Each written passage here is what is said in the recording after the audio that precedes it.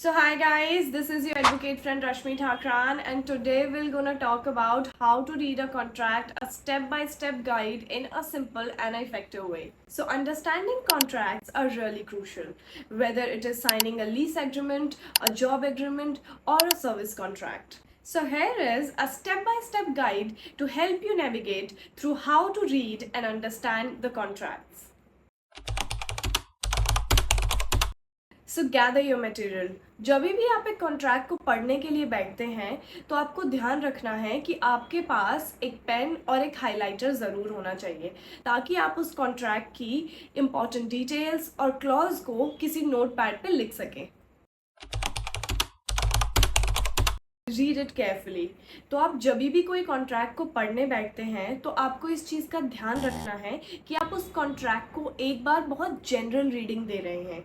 अगर आप शुरुआत में ही बहुत माइन्यूट डिटेल में चले जाएंगे तो आपके लिए वो 5-6 पेज का कॉन्ट्रैक्ट पूरा करना भी बहुत टफ जॉब हो जाएगी। So make sure you do not read it in detail on the first go and you just read it generally till the end. So break the entire contract into different sections and identify the main components of the section, and that would be really important part of reading and learning to read a contract. So the common sections that I was referring to were parties involved, definitions and many other. जब हम parties involve की बात करते हैं तो वो parties वो होती हैं जिन दो पार्टीज के बीच में वो कॉन्ट्रैक्ट साइन हो रहा है, और जब हम डेफिनेशन की बात करते हैं तो उस डेफिनेशंस पे पूरा कॉन्ट्रैक्ट बेस होता है। जब आप डेफिनेशंस को और जिन पार्टीज़ के बीच में कॉन्ट्रैक्ट साइन हो रहा है उसको बहुत ध्यान से पढ़ेंगे तो आपको लगभग 30% कॉन्ट्रैक्ट वैसे ही समझ आ जाएगा कि पार्टीज़ क्या करती हैं, उनका बिजनेस क्या है, what they expect and everything. Focus on sections like obligations. अब ऑब्लिगेशंस का मतलब होता है कि दोनों पार्टीज पे क्या रिस्पॉन्सिबिलिटीज हैं या कौन से टर्म्स एंड कंडीशंस पे दोनों पार्टीज को स्टिक करना है, और अगर दोनों पार्टीज में से कोई भी एक पार्टी उन टर्म्स एंड कंडीशंस पे अबाइड नहीं करती है तो उसके कॉन्सिक्वेंसेस क्या होंगे। So the another important section could be the payment term. जब हम पेमेंट टर्म की बात करते हैं तो हमें फोकस करना है कि पेमेंट कब और कितनी देनी है। जब आप शेयर ऑफ पेमेंट के बारे में बात करते हैं तो वो किसी भी कॉन्ट्रैक्ट में एक बहुत इंपॉर्टेंट कंसिडरेशन होती है जिसको आपको ध्यान में रखना होता है। और दूसरा, टर्म एंड टर्मिनेशन भी एक इतना इम्पॉर्टेंट सेक्शन है जिसको आप अवॉइड नहीं कर सकते। टर्म का मतलब होता है कि कितने टेन्योर या कितने समय के लिए दोनों पार्टीज कॉन्ट्रैक्ट के लिए आ रही हैं, और टर्मिनेशन का मतलब होता है कि पार्टीज कब और किन कंडीशंस में कॉन्ट्रैक्ट को ख़त्म कर देंगी या कितने टाइम के बाद एक कॉन्ट्रैक्ट ख़त्म हो जाएगा।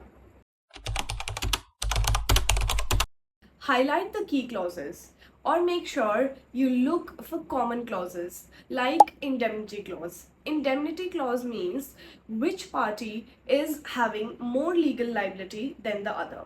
Then comes up the next, dispute resolution.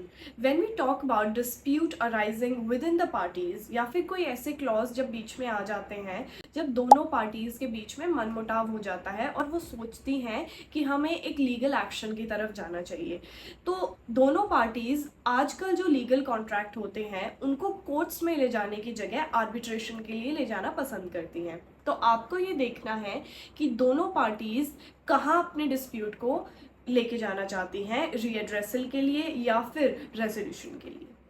So another important clause can be the confidential clause. आपको ये दोनों पार्टीज के साथ डिस्कस करना है कि वो ऐसे कौन से क्लॉज हैं या ऐसी कौन सी इंफॉर्मेशन है जो थर्ड पार्टी के सामने डिस्क्लोज नहीं करना चाहते। The another important clause can be the amendment clause, जिसमें आप दोनों पार्टीज से बात करके डिस्कस करके ये डिसाइड करते हैं कि आपको पूरे कॉन्ट्रैक्ट में किस क्लॉज में चेंजेस चाहिए।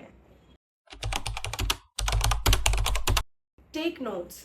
आपको नोट्स लेते रहने हैं जब भी आप किसी पॉइंट को फिट या फिर अनक्लियर मानते हैं, या फिर आपको लगता है कि जो लैंग्वेज यूज़ की जा रही है वो एम्बिगुअस है और कल को वो लैंग्वेज कोर्ट में या किसी ट्रिब्यूनल में आपके अगेंस्ट यूज़ की जा सकती है। So another important step can be looking for red flags in a contract. Be cautious about excessively vague terms. and unbalanced obligations, automatic renewal without consent, and high penalties on any of the parties. Understand the language. If you find the contract to be ambiguous or unfair at any moment, feel free to ask the parties and consult your senior as well.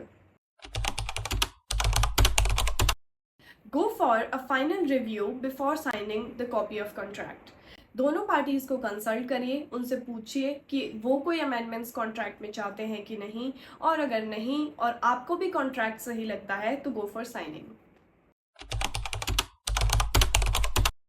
After the review, get it signed and keep a copy to yourself. For further reviews and questions which arise in future, you can always refer to that copy. Understanding the contracts can be hectic and sometimes really confusing, but you need to keep in mind that you can manage this just by dividing them into different sections. Always remember that you can take your time and don't hesitate to ever ask for any legal or professional help from your seniors. If you found this video helpful, don't forget to like, share and comment. Subscribe to Rashmi's Legal Corner. If you have any doubts, put it in the comments down below.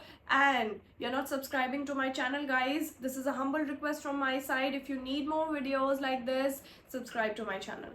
Thank you for watching, guys. Bye bye, take care and good day.